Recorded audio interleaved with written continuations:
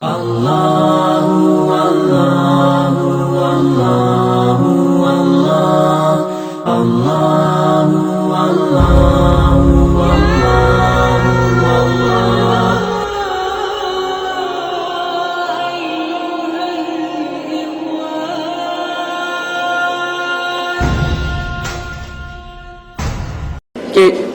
جو ہے نیکوکاروں کے ساتھ کیا ہوتا ہے اور بدکاروں کے ساتھ موت سے لے کر بعد میں برزخ زندگی میں کیا ہوتا ہے. آئیے پہلے دیکھیے نیکوکاروں کے ساتھ کیا ہوتا ہے.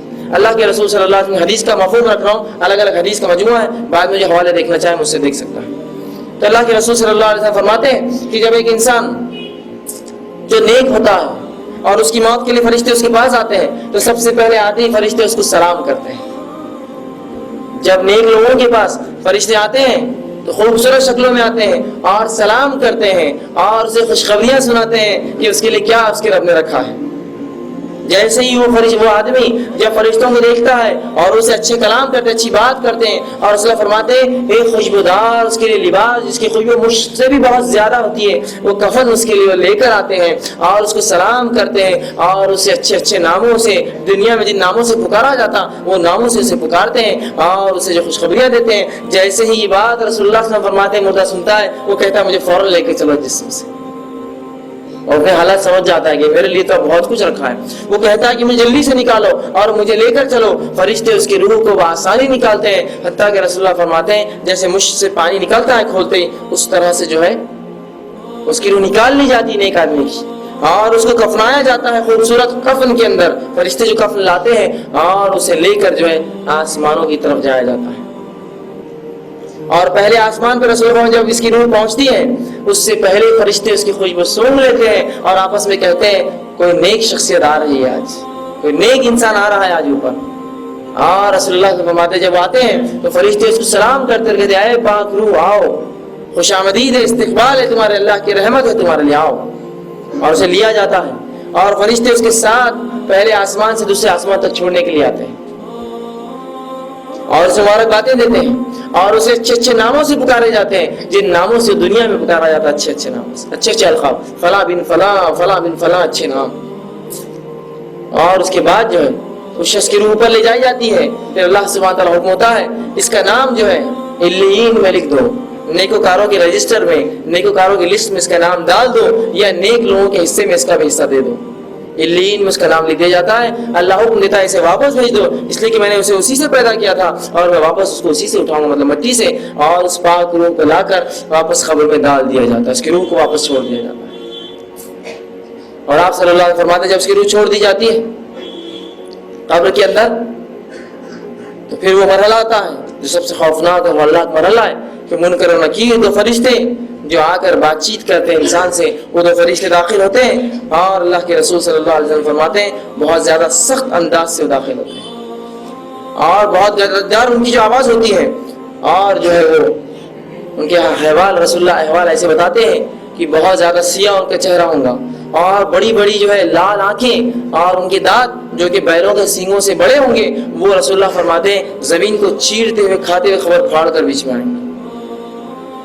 تو ایک تو ایسی مخلوق جس کو ہمیں کبھی نہ دیکھا ہو, نہ کبھی سمجھا ہو, کبھی جانا ہو, اور وہ اتنی ڈراؤنی, اور رسول اللہ ان کی آواز بجلی کی کڑک سے زیادہ تیز ہوگی, ہے نا. چھوٹی موٹی بجلی کڑک جاتی ہے تو مرد اور خواتین سب کا معاملہ جو ہے اکھڑ جاتا ہے کہ پتہ نہیں بجلی شاید مجھ پر ہی گری ہو, اس قسم کے حالات ہو جاتے ہیں.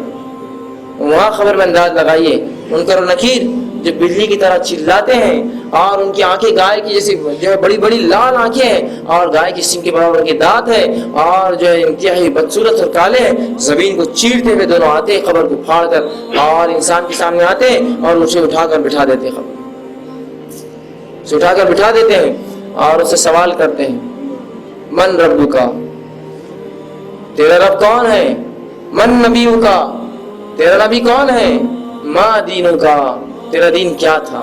3 سوال. رسول اللہ صلی اللہ علیہ وسلم فرماتے ہیں نیک انسان جب سے سوالات کی جائیں گے سورج کو ڈوبتا ہوا پائیں گا, خبر میں اسے دکھیں گا سورج کو ڈوبتا ہوا. جب سورج کو ڈوبتا ہوا پائیں گا تو کہیں گا میں ابھی سوالوں کے جواب نہیں دے سکتا ہوں, اس لیے کہ نماز کا وقت ہو رہا ہے, عصر کا وقت جا رہا ہے, سورج ڈوب رہا ہے. تو اس سے بتایا جائے گا اور جب وہ سمجھے گا یہ تو دنیا نہ رہی, یہ تو قبر ہے, پھر وہ کہیں گے ہاں اب سوال کرو میں جواب دیتا ہوں. دیکھیے نمازی کی فضیلت، خبروں میں تسکین ہے، سکون اور اطمینان سے رسول فرماتے ہیں مومن لوگ بیٹھے ہوں گے حتیٰ کہ سورج غروب ہوتے ہوئے دکھایا جائے گا، اور ان کی صفت جو زندگی بھر نماز پڑھتے رہے، کہیں گے فرشتوں سے 1 منٹ رک جاؤ، عصر کا وقت جا رہا ہے میں نماز پڑھ لوں، لیکن جب ہوش آئیں گا کہ یہ دنیا نہ رہی یہ تو قبر ہے، تو پھر خاموش بیٹھ جائیں گے اب سوال کرو۔ مطلب قبر میں اب کوئی عبادت نہ رہی کسی کے لیے، تو دنیا میں تھی ساری عبادت، کہیں گا ہاں آپ سوال کرو، اور منکر نکیر 3 سوالات کریں گے، صرف 3 سوالات، دنیا کے 3 سوالات، قبر کے 3 سوالات، تمام آگے کی زندگی بسر ڈالنے والے، صرف 3 سوالات، بڑے اہم سوالات ہیں۔ من ربک کا، تو مومن شخص کہیں گا میرا رب اللہ، بآسانی ہو جواب نہیں۔ دوسرا سوال کیا جائے گا من نبیو کا، کہ تیرا نبی کون تھا، تو کہیں گا محمد صلی اللہ علیہ وسلم، اشہد ان محمدن، وہ یہ گواہی دیں گا کہ محمد صلی اللہ علیہ وسلم میرے نبی ہیں۔ اور جب اس سے تیسرا سوال ہوگا کہ تیرا دین کون سا ہے، ما دینوں کا، وہ کہیں گا میرا دین اسلام تھا۔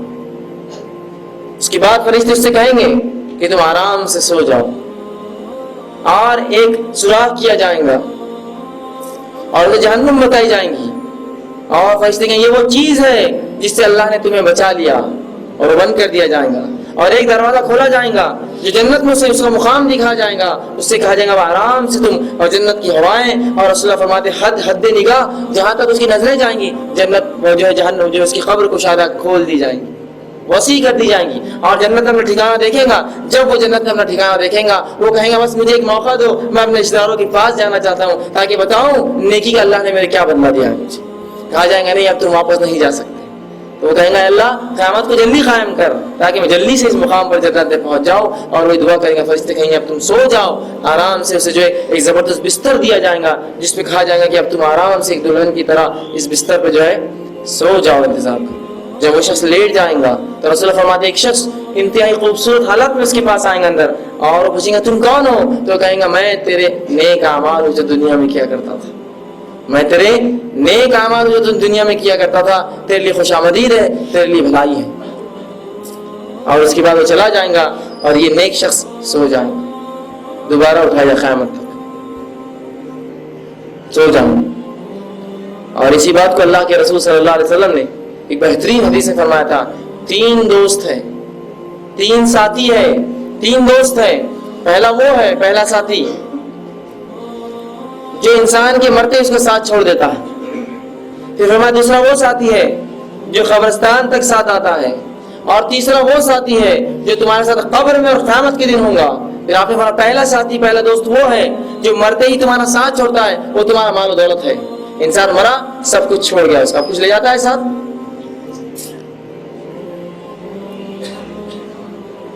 کچھ لے جاتا ہے۔ الیگزینڈر سکندر جس کو ہم کہیں سکندر اعظم، جب یہ مرا تو تاریخی روایت آتی ہے کہ یہ جو ایک بہت نوجوان شخص تھا اور 19 سے تقریباً 21 سال کی عمر میں حکومت کیا اور 33 سال کی عمر میں مر بھی گیا، اور دنیا کے بہت بڑے علاقے میں جو ہے اس نے قبضہ کیا، لیکن جب مرا تو ایک وصیت کر کے مرا، بہرحال وہ مسلم نہیں تھا لیکن وصیت کر کے مرا کہ جب مجھے میرا جنازہ لے جایا جائے گا تو میرے ہاتھ دونوں باہر رکھنا، تاکہ لوگوں کو پتہ چل جائے کہ سکندر جس کی اس کے لیے جو اپنی زندگی غارت کیا، آج ساتھ کیا لے جا رہا ہے اپنے اٹھا کر، دونوں ہاتھ خالی ہے اس کے۔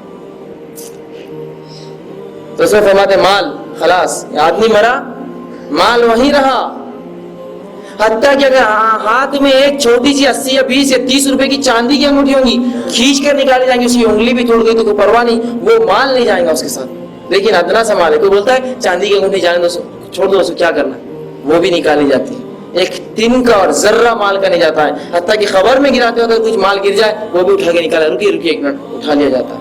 مال کا ایک تن کا ساتھ 1 روپیہ 1 پیسہ نہیں جاتا ہے، جس کے لیے ہم سب کچھ کر گزرتے ہیں وہ تو سب سے پہلے ساتھ چھوڑ دیتا ہے۔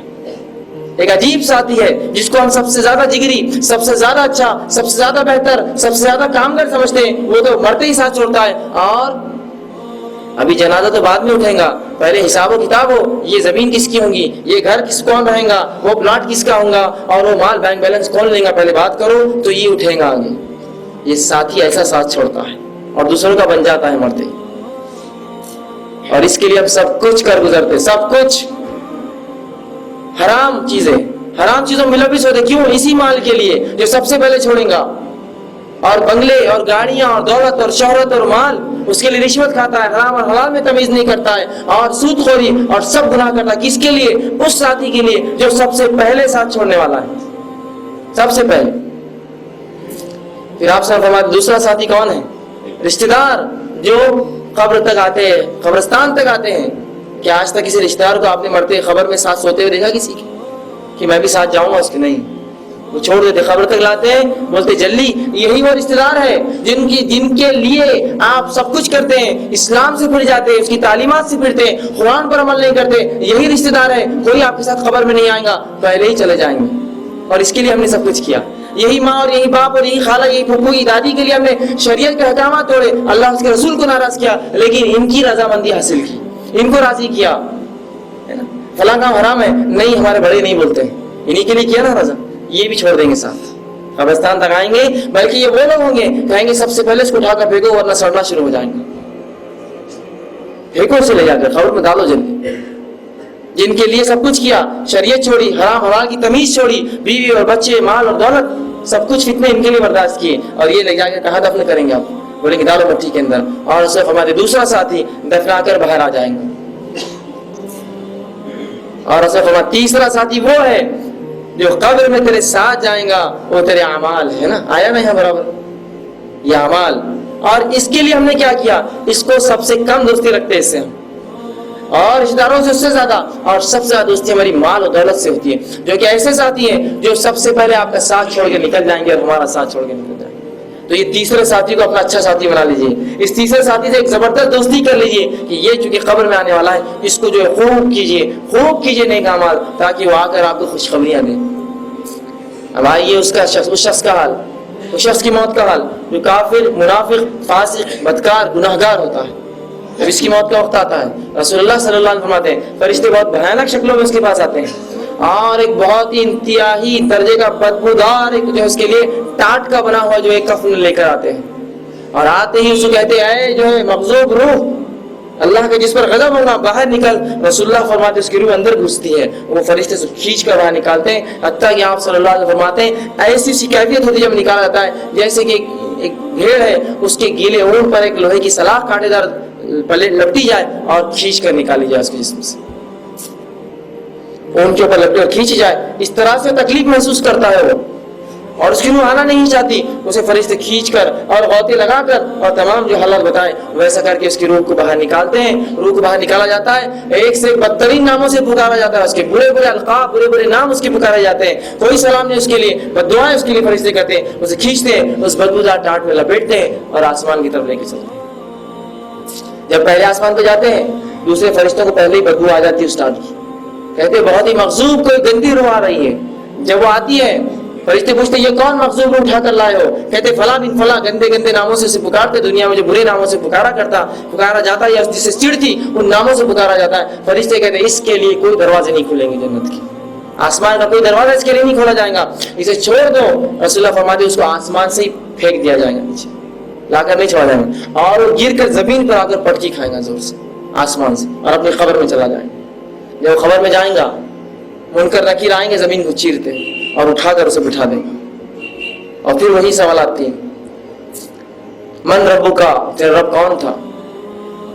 تو وہ کہے ہاں لا ادری، ہائے افسوس میں نہیں جانتا میرا رب کون تھا، یہ کافر کہیں گا۔ اور اگر منافق ہوں گا تو کہیں گا لوگ کہتے تھے اللہ میرا رب ہے۔ منافق مسلمانوں میں ہوتا ہے لیکن ایمان نہیں رکھتا ہے، لیکن اس کو علم ہوتا ہے اللہ کا، اس کے وہ کہتا ہے لوگ کہتے تھے اللہ جو ہے ہمارا رب ہے، اور کافر کہیں گے ہاں لا ادری میں نہیں جانتا، کہ اس کا جواب کیا ہونا چاہیے؟ دوسرا سوال من نبی کا، کہ تیرا نبی کون ہے؟ یہ ایک روایت میں آتا ہے کہ رسول اللہ صلی اللہ علیہ وسلم اس کے سامنے پیش کیا شخصیت پیش کی جائیں گی اور پوچھیں گے من ھذا الرجل، یہ انسان کون ہے؟ وہ کہیں گا ہاں لا ادری، ہائے افسوس میں نہیں جانتا یہ شخصیت کون ہے۔ منافق کہیں گا لوگ کہتے تھے یہ محمد صلی اللہ علیہ وسلم ہے۔ تیسرا سوال ما دینک، تیرا دین کیا ہے؟ کافر کہیں گا ہاں لا ادری میں نہیں جانتا میرا دین کیا تھا۔ منافق کہیں گا لوگ کہتے تھے میرا دین اسلام ہے۔ اس کے بعد اللہ کے رسول فرماتے ایک سوراخ کیا جائے گا قبر میں، اور اسے وہ ٹھکانا وہ جنت بتائی جائیں گی اور کہا جائے گا یہ وہ چیز ہے جس سے تو محروم رہا وہ بند کیا جائے گا، اور جہنم کی کھڑکی کھولی جائیں گی جس میں اپنا ٹھکانا اور اس کی آنکھ کی لپیٹیں محسوس کریں گا اور آنکھ کا بستر ڈالا جائے گا، آنکھ کا لباس پہنا جائے گا اور کہا جائے گا اب یہیں رہو۔ وہ کیا کہیں گے اللہ سے؟ کہیں گے اللہ قیامت تو کبھی قائم نہ کرنا، تو جب خبر میں یہ حالات ہے تو قیامت میں کیا ہوگا؟ تو کہیں گے اللہ قیامت تو کبھی قائم مت کرنا مجھ پر۔ اور جب وہ لیٹ جائیں گا تو ایک انتہائی بری شکل میں ایک شخص آئے گا، پوچھیں گا تم کون ہو؟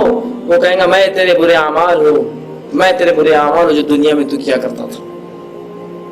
اور وہ شخص افسوس کرے گا، بہرحال اس کا کوئی معاملہ نہیں، جہنم کی کھڑکی جو اس کا جو ٹھکانہ ہوگی کھول دی جائیں گی، وہ آنکھ کے بستر پر آنکھ کے لباس میں آنکھ کی تکلیف محسوس کرے گا، خبر اس کی چھوٹی کر دی جائیں گی حتیٰ کہ آپ فرمائے اس کی پھسلیوں میں پھسلیاں دھس جائیں گی اور خبر اس کو دباتی رہیں گی اور وہ قیامت تک یہی سلوک کریں گے اس کے ساتھ۔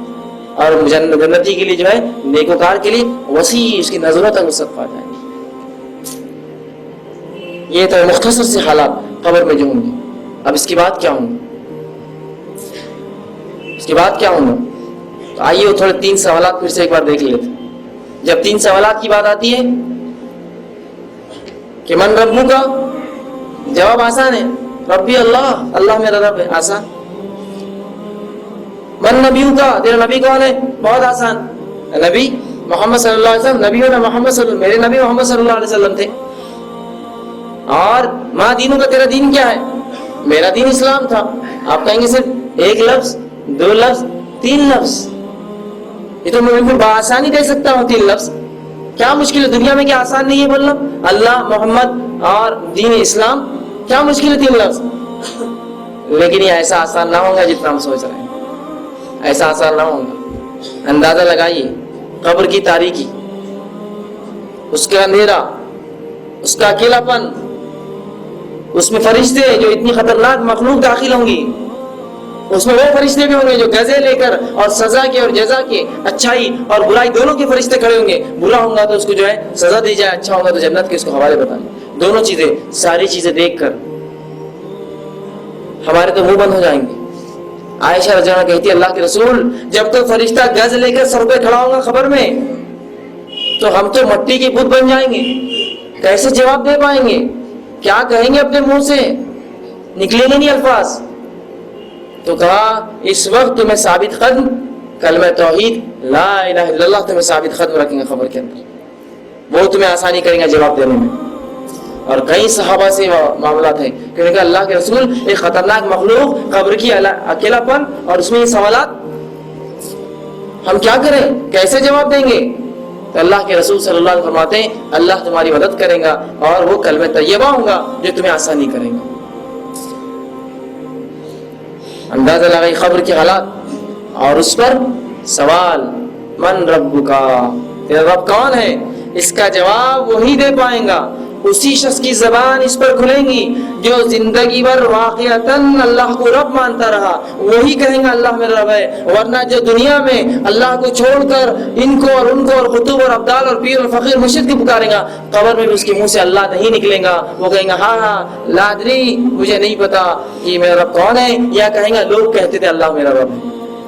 دنیا میں اس کو مشکل کشائی کے لیے، حاجت روائی کے لیے، شفا کے لیے، اولاد کے لیے، بیماری کے لیے، جس بھی کام کے لیے وہ پکارتا تھا، اگر وہ اللہ نہ ہوا تو اس کے منہ سے ربی اللہ، اللہ میرا رب نہیں نکلے گا، نہیں نکل سکتا اس کے منہ سے الفاظ۔ تو اس کو سوالات کا آسان مت سمجھیے 1 2 3 اور ختم، میں تو آسانی سے دے دوں گا، نہیں۔ جس نے اپنی زندگی واقعی میں اللہ پر ایمان رکھ کے گزاری، چاہے مرد تھا چاہے عورت تھا، چاہے کسی علاقے کسی ملک کسی رنگ کا تھا، اگر اسے اللہ پر ایمان واقعی میں رکھا زندگی بھر، اس کے منہ سے الفاظ نکلیں گے میرا رب اللہ ہے۔ دوسرا سوال من نبیوں کا، تیرا نبی کون ہے؟ وہ کہیں گا میرے نبی محمد صلی اللہ علیہ وسلم، میرے نبی محمد صلی اللہ علیہ وسلم ہے۔ کیا آپ کو لگ رہا ہے اتنا آسان ہے بولنا محمد صلی اللہ علیہ وسلم میرے نبی ہے؟ یہ الفاظ صرف اس شخص کے منہ سے نکلیں گے جو واقعے میں ساری تمام زندگی رسول اللہ صلی اللہ علیہ وسلم کے طریقے پر جیا ہو، کوئی اس کے اور اس کے، چھوٹے کے اور بڑے کے، ان کے اور ان کے طریقے پر جیا ہو، علاقے یا ماحول کے طریقے پر جیا ہو، اس کے منہ سے جواب نہیں نکلے گا، یاد رکھیے۔ اور یہاں کوئی سوال نہیں ہے تیرا مسئلہ کون سا تھا، کس مذہب سے تھا، تو کس کو مانتا تھا؟ تیرے بڑے مفتی اور علماء کون تھے؟ کوئی سوال نہیں. من نبیو کا، تیرا نبی کون ہے؟ خلاص. اور اس کے منہ سے الفاظ لگی میرے نبی محمد صلی اللہ علیہ وسلم ہے جو تمام زندگی آپ کے طریقے پر چلا ہو. اس کا اٹھنا اور اس کا بیٹھنا، اس کا چلنا اور اس کا پھرنا، اس کا کھانا اور اس کا پینا، اس کی پیدائش اور اس کی شادی، اس کا نکاح اور اس کی موت اس پر ہوئی ہو کہ محمد صلی اللہ علیہ وسلم کے طریقے پر چلا ہو. وہی کہہ سکیں گے اللہ کے رسول محمد صلی اللہ علیہ وسلم میرے نبی ہے، ورنہ منہ نہیں کھولیں گا ان کے نام لیں گا یا ہاں اللہ ادری، ہائے افسوس میں نہیں جانتا میرا نبی کون ہے. آسان بات سمجھیے کہ رسول کے طریقے چھوڑ کر زندگی کسی اور کے طریقے میں گزارے. اور اس حد تک ہم نے معاملہ بگاڑ لیا ہے کہ آج اپنا نام مسلمان بھی نہیں کہتے ہم. آپ کون ہے تو میں فلاں ہوں، وہ نام سے. آپ کون ہے تو میں فلاں ہوں. مسلمان بھی نہیں کہتے ہیں. بلکہ اگر مسلمان ہے تو بولتے ہیں مسلمان میں کون ہے آپ. اور پوچھ لیں کہ ہم تو مسلمان ہیں، مسلمان میں کون ہے آپ. اس سے ہٹ کر کوئی سوال ہونے والا ہے مجھ سے کہ میں کون ہوں، کس سے تعلق رکھتا تھا؟ سوال تو تین ہی ہے. من نبیوں کا دوسرا سوال. تو یاد رکھیے جو رسول اللہ صلی اللہ علیہ وسلم کے طریقے پر تمام زندگی چلا، جس کی پیدائش، جس کے نکاح، جن کی موتیں اس طریقے پر ہوئی، جن کا سونا اور جن کا جاگنا، جن کا کھانا اور جن کا پینا، جن کا چلنا اور اٹھنا اور بیٹھنا محمد صلی اللہ علیہ وسلم کے طریقے پر رہا، وہی جواب دیں گا، ورنہ منہ بند اس کا، اس کے منہ سے الفاظ نہیں نکلیں گے. اور تیسرا سوال ما دینوں کا، تیرا دین کیا ہے؟ مومن کہے گا میرا دین اسلام ہے. اور دین کیا ہوتا ہے؟ دین زندگی جینے کے طریقے کو کہتے ہیں. دین زندگی جینے کا طریقہ ہے. جس طریقے پر ہم جیے وہ ہمارا دین ہوا. اب اگر ہم یہودیوں کے طریقے پر جیے اور نصرانیوں اور عیسائیوں کے اور ہندو اور بدھوں کے طریقے پر جیے، دنیا میں اسلام کیا تھا ہمیں علم ہی نہیں تھا، نہ اس کو شریعت مانا، نہ اس کی کتاب پڑھی اللہ کی، نہ اس نے کیا احکامات دیے، نہ اس کے حلال کو حلال جانا، نہ اس کے حرام کو حرام جانا، نہ اس کی بتائی ہوئی چیزوں پر عمل کیا، تو کیا دین کہہ سکیں گے ہم؟ دین دیکھیے، یاد رکھیے، دین وہ چیز ہے جس طریقے پر ہم دنیا میں زندگی بسر کرتے ہیں. اگر وہ اسلام نہ تھا تو منہ سے اسلام نہیں نکلیں گا. اگر اسلام تھا تو منہ سے نکلیں گا میرا دین اسلام ہے. سوالات دکھنے کو آسان ہیں لیکن اتنے جامع ہیں، اتنے زبردست ہے کہ جو ان تینوں پر عمل کرتا رہا اسی کے منہ سے الفاظ نکلیں گے، ورنہ منہ بند اس کا.